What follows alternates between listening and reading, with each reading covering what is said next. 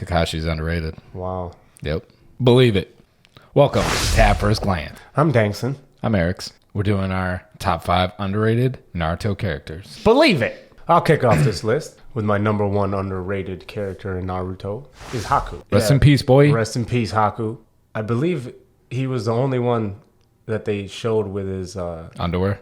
his underwear and also his Keke Genkai, the ice prison. Haku at the time was far ahead of Kakashi, Sasuke, Naruto, and Sakura. Believe it. And he was even stronger than Zabuza, who was his mentor. And Zabuza was the one that said that. I think Haku would have clapped up all of them. Even Zabuza, I think, given that Kakashi had the responsibility of Sasuke, Naruto, and Sakura. Even Zabuza, I think, would have beaten the whole group. But especially with Haku there helping. What's your number 1? I don't have a number 1. This list doesn't have a specific order. If you want an order, go f*** yourself. Yes, with your own hands.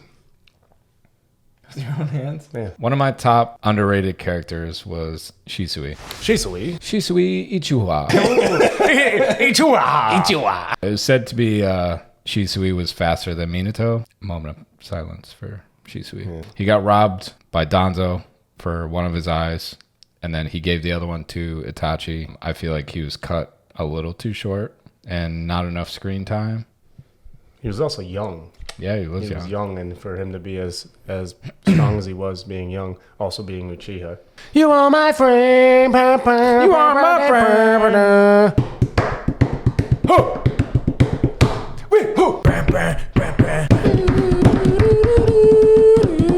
Next on the list is my butthole. Is Asuma.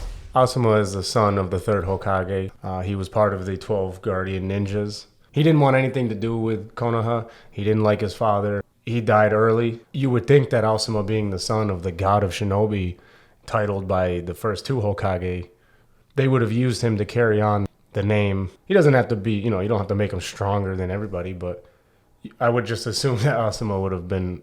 Yeah, he's definitely underrated. Asuma's on my list too, so we can kind of share this time together. Well, he always played shogi with Shikamaru, so you're going to have a lot of strategy. He was underrated, so I think, in his intelligence more because he was a very competent ninja in his ability and his jutsu and everything, but he was also pretty smart. So it's almost like he wasn't utilized for his intellect. Another one that I think died too early. He was leader of Squad 10, so I feel like he was like a father figure to Shikamaru. Kind of nurtured him with his strategy and a way of thinking during battle. Next on my list will be Shino Aburame. When he was younger, they showed him kind of scaling up pretty quickly with his jutsus and his techniques. He uses, a lot of bug tracking, poisons. Where it cut off for me was, I feel like after Shippuden, he could have gone to maybe Anbu Black Ops, and Boruto, they made him a teacher. Like, even when you see him, you don't even know it's him because they switch up his look.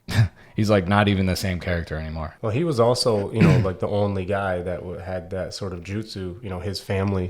So you think they would have, pushed him a little farther because he's unique. It seemed like he was underutilized just being, like, a shinobi. He should have been in, like, the Black Ops stuff or, like, interrogating enemies. I agree with you. Anyways. No thoughts jutsu! Okay, now on to Kimimaro. Kimimaro is underrated in the show. I think a lot of people would agree. By the time we meet Kimimaro, he's sick and he's dying. Has a very strong Keke Genkai where he can manipulate his bones, and he also had the curse mark from Orochimaru. Orochimaru is going to take his body. Orochimaru would have gotten his Keke Genkai along with the body, and it would have been pretty insane. I kind of would have preferred Orochimaru to have gained it just to see more of the power and abilities. I think Rock Lee would be next on my list. That fight with Gaara was not only one of my favorites, but probably a lot of people's favorites. Yeah. When he took off his weights, everyone lost their shit. Yeah. He's also the only one that actually struck Gaara. Ever in that, up to that point, Gaara had never even got hit. Tasted his own blood, and Rock Lee gave him that for him. This is probably a personal opinion, but I think Rock Lee was always trying to push and get stronger, and I don't think Neji and Tenten were as strong as him. He was the one always progressing a lot. They're lucky Rock Lee had no jutsus. Oh my god. If Rock Lee could manipulate chakra, then on top of his taijutsu, it would have been ridiculous. He's insane. He's definitely a force. Like the whole argument of if Rock Lee had Byakugan Yeah. it would be like the most ridiculous. Into Boruto, they make him a teacher, and I feel like it caps his ability, and that's the end of Rock Lee. You know, you have Might Guy taking on Madara, so like I feel like he should be following in those footsteps. Next on the list for me is Yamato. Ow, my toe! I always liked Yamato. Yamato is a clone, and he has the first Hokage's ability of wood style. Yamato saves the day more times than anyone else, I think. He rebuilds Konoha that was destroyed by pain. Oh, he trains Naruto too. He replaces Kakashi. Yamato was in Anbu. He's super unique, and just the fact that he stopped the tail beast from coming out of Naruto when he was younger so many times. Well, if they didn't have him, there'd be so much destruction. Yeah, I mean, you would think that the tail beast would have come out They if would've. Yamato wasn't there, and then it would have been a different story. Also, Yamato has like really good comic relief, so I think Yamato is like a really awesome character. I mean, he's not the strongest character, but what he's accomplished has been like life-changing things. This is a special one. Kakashi's underrated. Wow. Yep. What?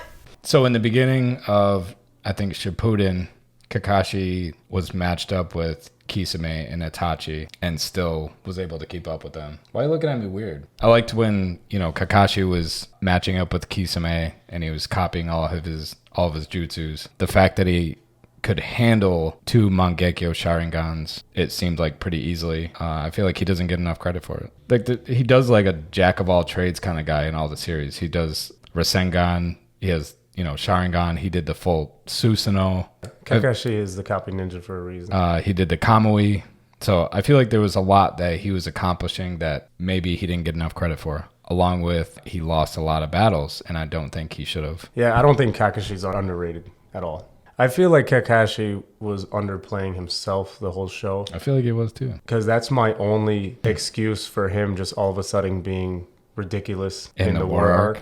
Maybe because he's lazy and he wants to read his books and he doesn't want to be a Hokage. Like, I think like he didn't want the mess, the responsibility of what he's actually capable of. Who's last on your list? The last one on my list of underrated characters in Naruto is Sasori. Sashimi.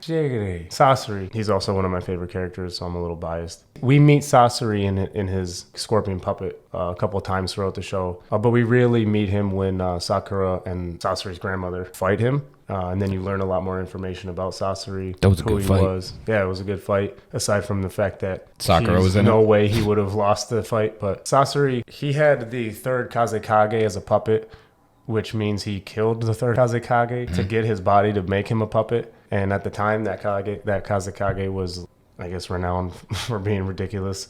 So even when Sasori was young, he's master puppeteer, and he was able to take out that Kazekage. That shows how strong the scaling of how strong he was. And then now he has him as a weapon. Not to mention his entire body is a weapon, and he's a puppet. Mm-hmm. Also, he can poison everybody with like millions of needles if he wants. Sasori lost to Sakura and the old lady because Sasori decided to lose. I believe Zetsu was watching that fight, and he even states that Sasori didn't try to block the final blow. He had it with life at that point, and maybe he was inspired a little bit by his grandmother. I don't know, but there's no way if Sasori was not suicidal that Sakura or the old lady would have had a shot. What about you, baby? Oh, we're done. If you guys want to see any more, let us know in the comment. If you like Naruto, like the video. If you don't like Naruto, watch Naruto so you can like Naruto. If you don't like Naruto, get off my channel. Yeah. Don't forget to like, Subscribe and comment. and ring that ding a ding ding. And ring the bell. Ding ding. Ding dong. I'll see you guys later. Bye.